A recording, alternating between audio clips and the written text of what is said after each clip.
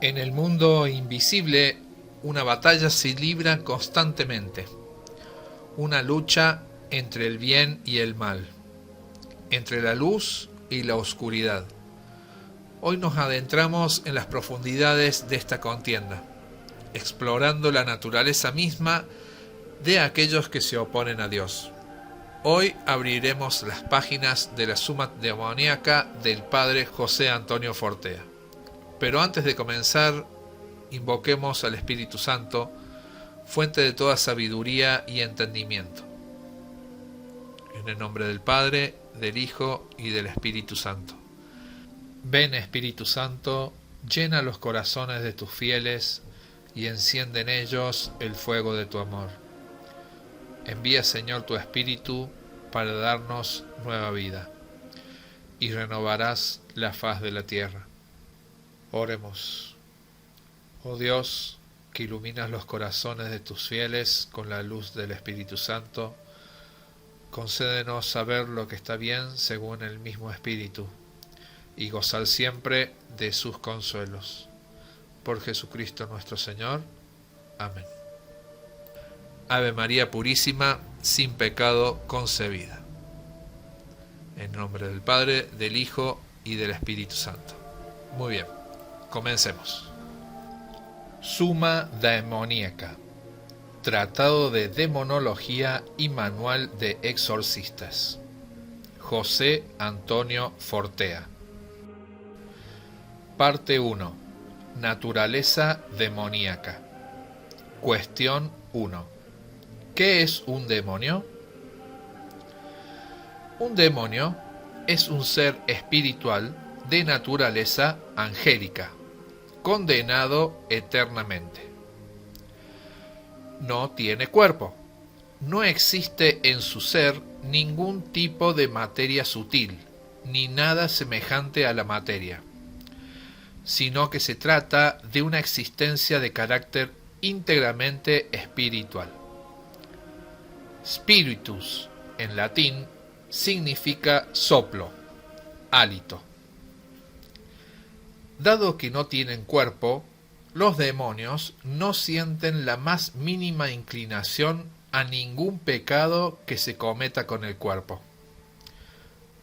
Por tanto, la gula o la lujuria son imposibles en ellos. Pueden tentar a los hombres a pecar en esas materias, pero sólo comprenden esos pecados de un modo meramente intelectual, pues no tienen sentidos corporales. Los pecados de los demonios, por tanto, son exclusivamente espirituales. Los demonios no fueron creados malos, sino que al ser creados se les ofreció una prueba. Era la prueba previa antes de la visión de la esencia de la divinidad. Antes de la prueba veían a Dios, pero no veían su esencia. El mismo verbo ver resulta aproximativo, pues la visión de los ángeles es una visión intelectual. Como a muchos les resultará muy difícil entender cómo podían ver, conocer a Dios, pero no ver, conocer su esencia, habría que proponer como comparación que sería como decir que ellos veían a Dios como una luz, que le oían como una voz majestuosa y santa, pero que su rostro seguía sin desvelarse. De todas maneras, aunque no penetraran su esencia, sabían que era su creador y que era santo, el santo entre los santos. Antes de penetrar en la visión beatífica de esa esencia divina, Dios les puso una prueba. En esa prueba, unos obedecieron, otros desobedecieron. Los que desobedecieron de forma irreversible se transformaron en demonios. Ellos mismos se transformaron en lo que son. Nadie les hizo así. Se sucedieron unas fases en la psicología de los ángeles antes de transformarse en demonios. Estas fases se dieron no en el tiempo material, sino en el Evo. Abrimos paréntesis. El Evo es el tiempo de los espíritus. Cerramos paréntesis. Al darse en el Evo, estas fases a los humanos nos parecería que fueron casi instantáneas. Pero lo que a nosotros nos parecería tan breve, para ellos fue muy largo. Las fases de transformación de ángel a demonios fueron las siguientes. Al comienzo les entró la duda de que quizás la desobediencia a la ley divina fuera lo mejor. En ese momento en que voluntariamente aceptaron la posibilidad de que la desobediencia a Dios fuera una opción a considerar, ya pecaron. Al principio, esa aceptación de la duda constituiría un pecado venial que poco a poco fue evolucionando al pecado grave. Pero al principio, ninguno de ellos en esta primera fase estaba dispuesto a alejarse irreversiblemente, ni siquiera el diablo. Fue posteriormente cuando se fue asentando en sus inteligencias lo que su voluntad había escogido, a pesar del dictamen de su inteligencia, que les recordaba que tal desobediencia era contra razón. Pero sus voluntades se fueron alejando de Dios y como consecuencia de ello, sus inteligencias fueron aceptando como verdadero el mal que su voluntad había escogido. Sus inteligencias fueron consolidándose en el error. La voluntad de desobedecer se fue afianzando, haciéndose esa determinación cada vez más profunda.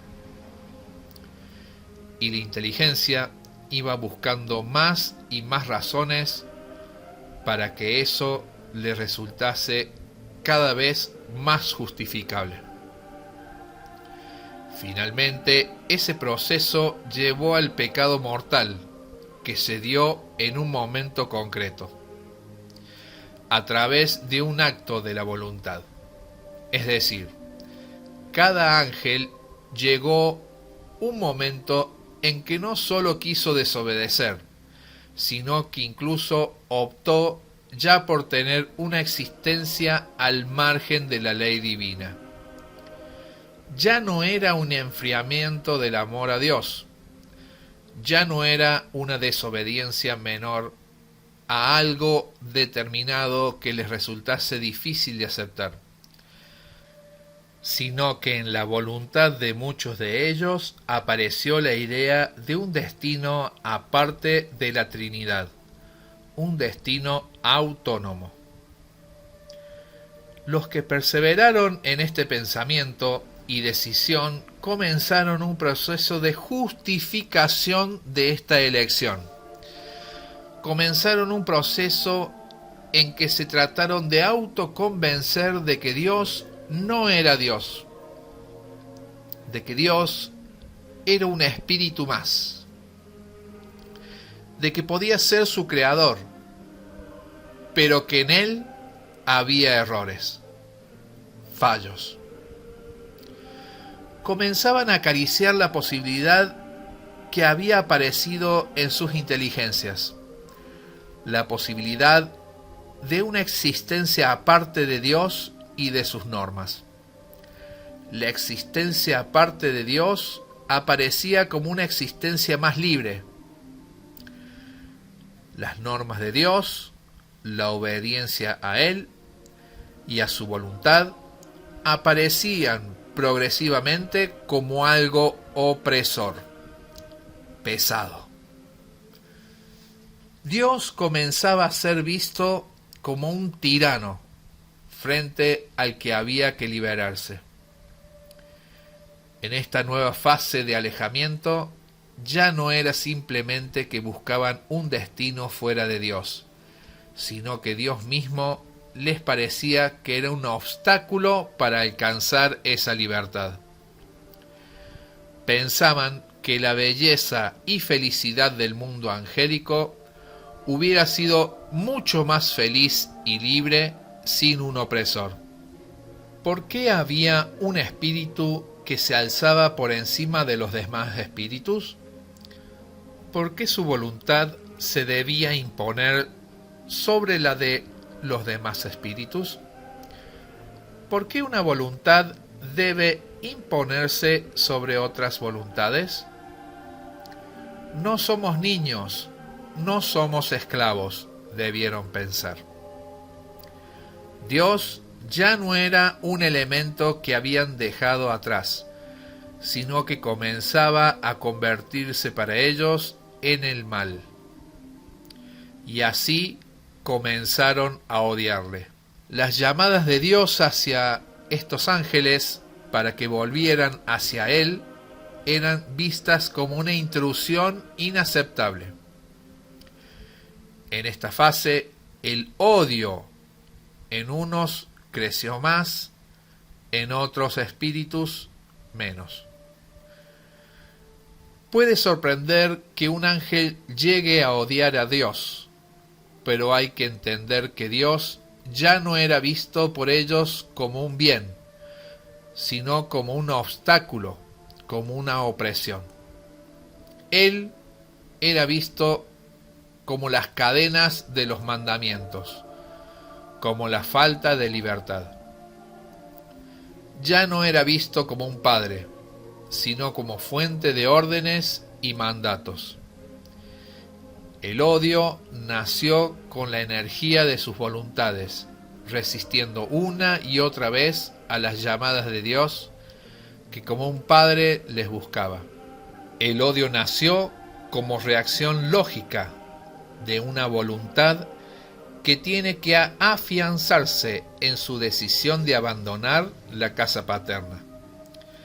Por decirlo en términos que resulten inteligibles para nosotros, es decir, alguien que se marcha de casa al principio simplemente quiere marcharse. Pero si el padre le llama una y otra vez, el hijo acaba diciendo: déjame en paz. Dios les llamaba entonces, pues sabía que cuanto más tiempo sus voluntades estuvieran alejadas de Él, más se afianzarían en su alejamiento. Por supuesto que muchos ángeles que se habían alejado en un primer momento volvieron. Esta es la gran lucha en los cielos de la que se habla en Apocalipsis 12. Y se entabló un combate en el cielo, Miguel y sus ángeles luchando con el dragón. Y el dragón luchó, y sus ángeles, pero no tuvieron fuerza. No volvió a encontrarse su sitio en el cielo. Fue expulsado el gran dragón, la serpiente antigua que se llama Diablo, y el adversario, que engaña al orbe entero. Fue expulsado a la tierra, y sus ángeles fueron expulsados con él.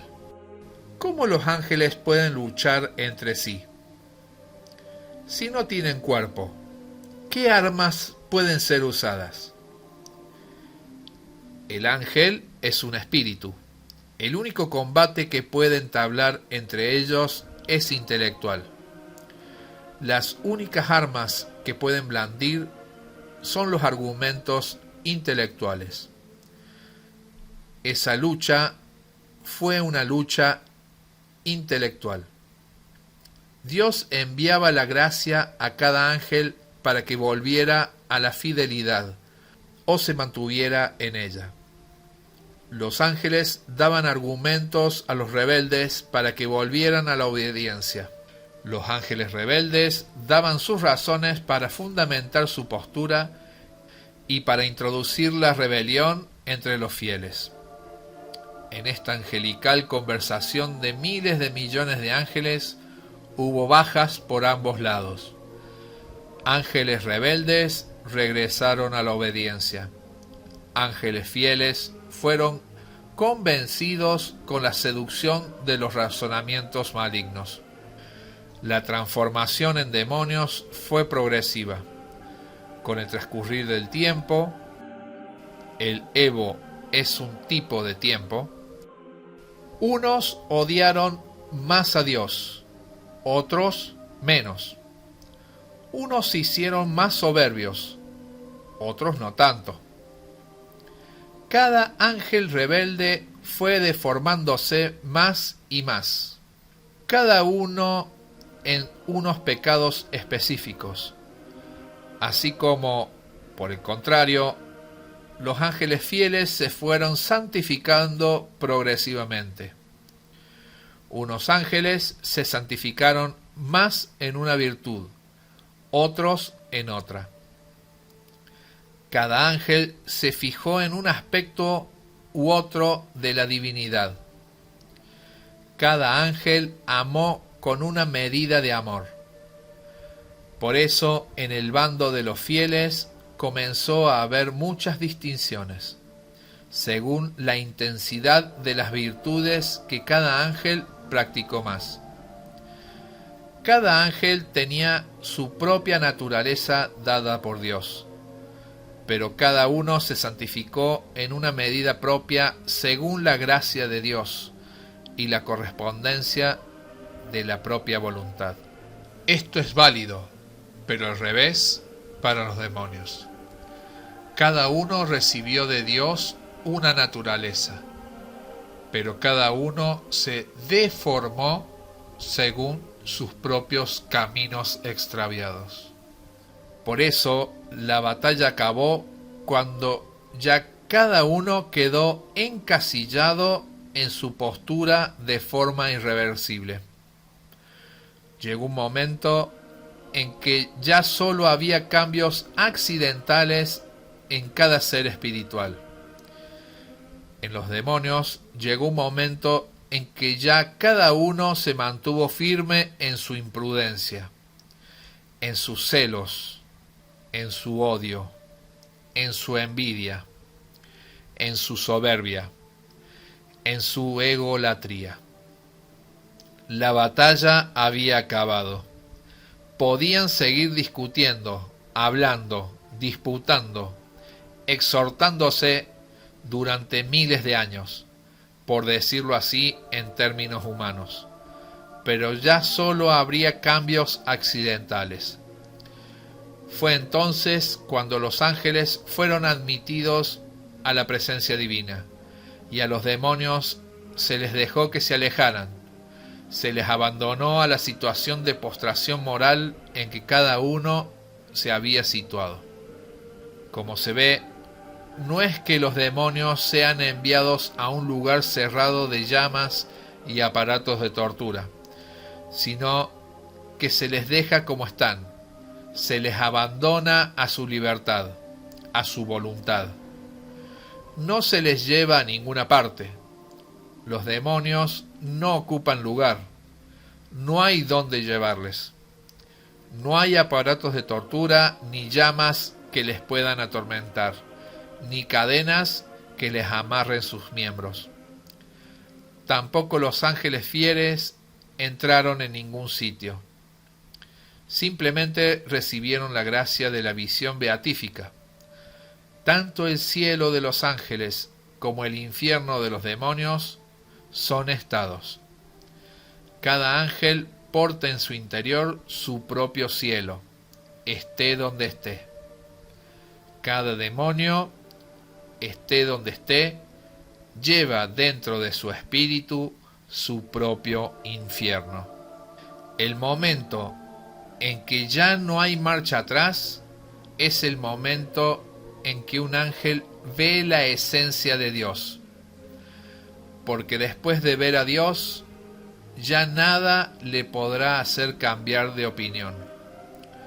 Después de haber visto a Dios, jamás nadie podrá escoger algo que le ofenda lo más mínimo, pues la inteligencia comprendería que sería escoger estiércol frente a un tesoro. El pecado después de ese momento es imposible. El ángel, antes de entrar al cielo, comprendía a Dios, comprendía lo que era, lo que suponía su santidad, omnipotencia, sabiduría, amor. Después de ser admitido a contemplar su esencia, uno no solo la comprende, sino que además la ve. Es decir, uno ve su santidad, su amor, su sabiduría, etc.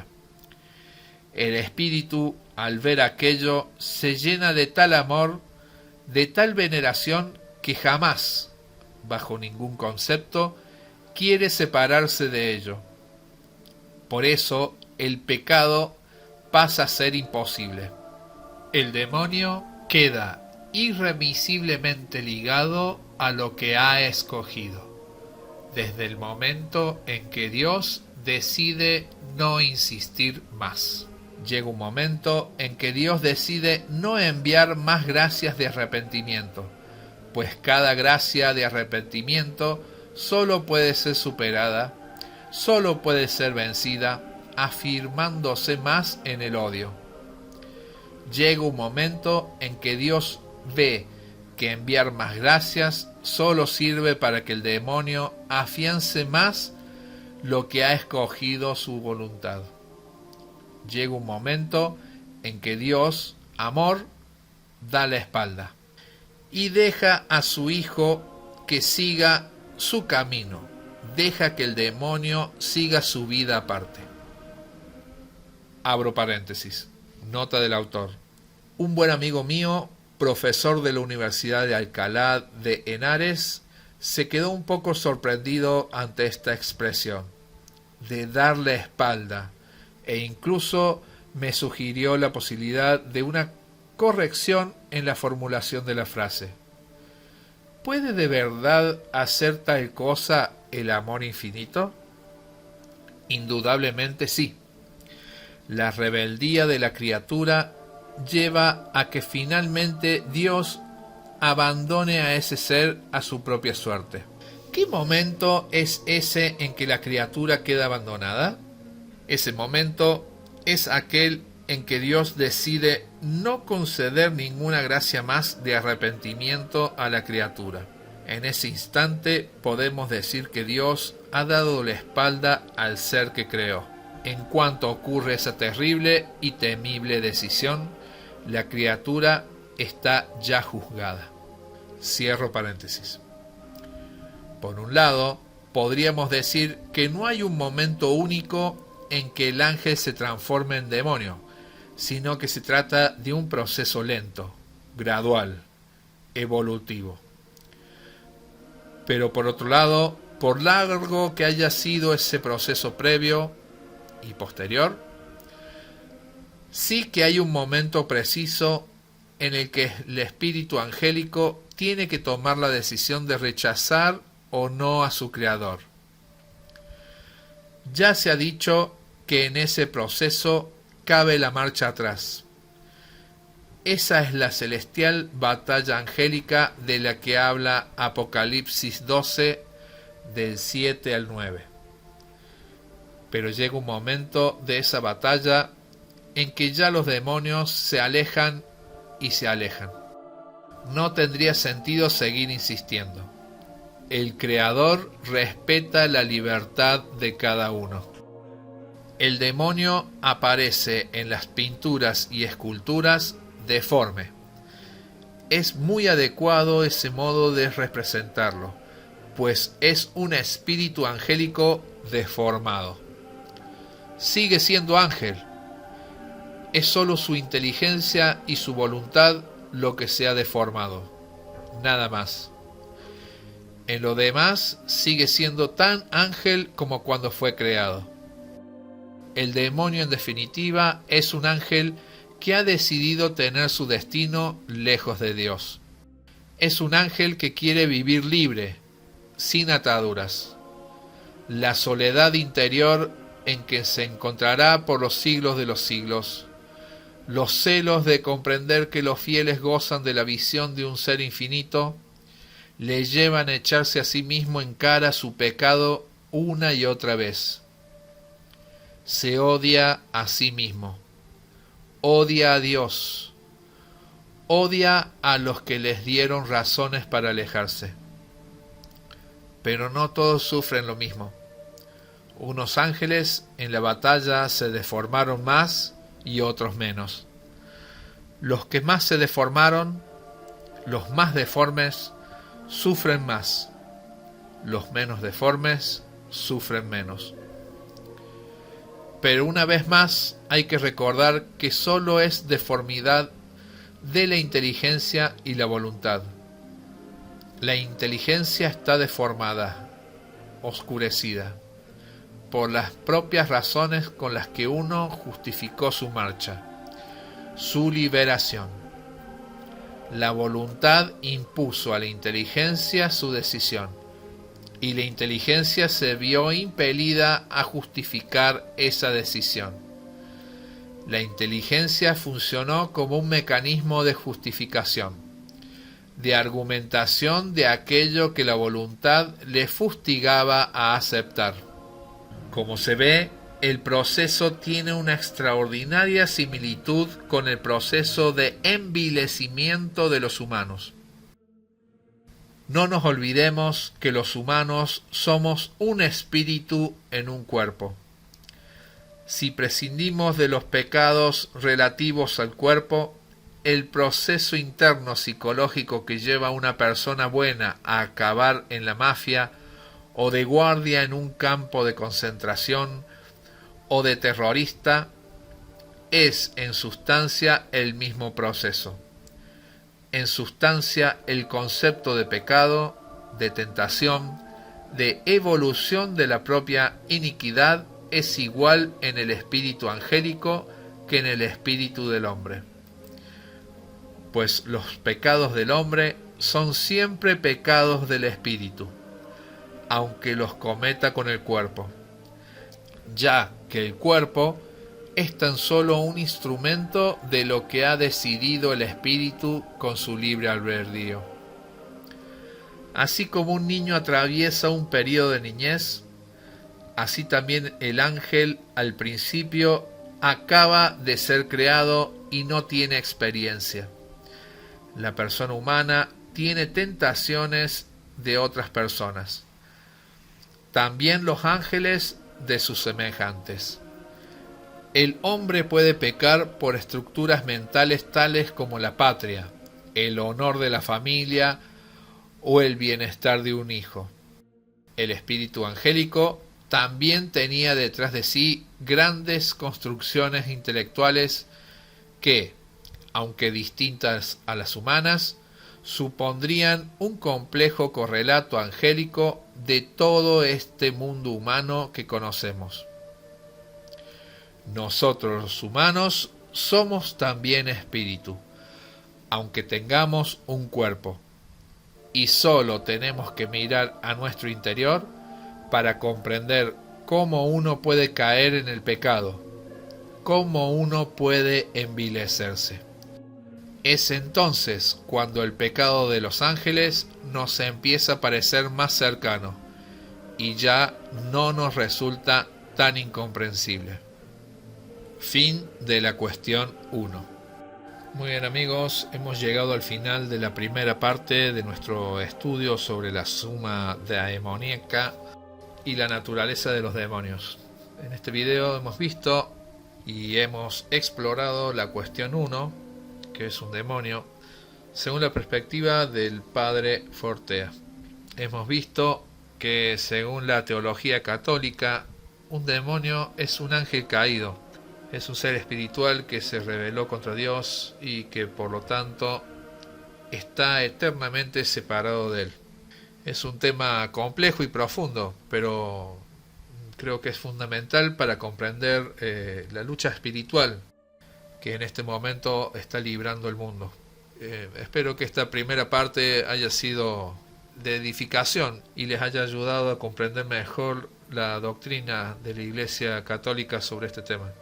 Si les ha gustado este video y desean que continúe con esta serie, les invito a suscribirse al Rosario del Milagro y activar la campanita de notificaciones para que no se pierdan los próximos videos que estaré subiendo si Dios quiere.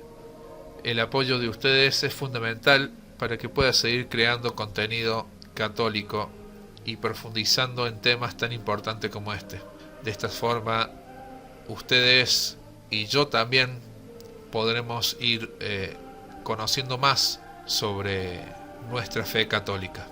No hay mejor forma de luchar contra el demonio que aprendiendo sobre él para conocer sus mentiras y así poder evitarlas. Si desean apoyar económicamente este proyecto y ayudarme a seguir invirtiendo tiempo y recursos en la creación de estos videos, pueden hacerlo a través del enlace que les dejo en la descripción. Cualquier donación, por pequeña que sea, es de gran ayuda. Muchas gracias. Ahora me gustaría leer sus opiniones y reflexiones sobre lo que hemos tratado hoy. ¿Qué similitudes encuentran entre la rebeldía de los ángeles caídos y la rebeldía del ser humano? ¿Encuentran similitudes o no? Los leo en el comentario. Nos vemos en la próxima. Ave María Purísima, sin pecado concebida.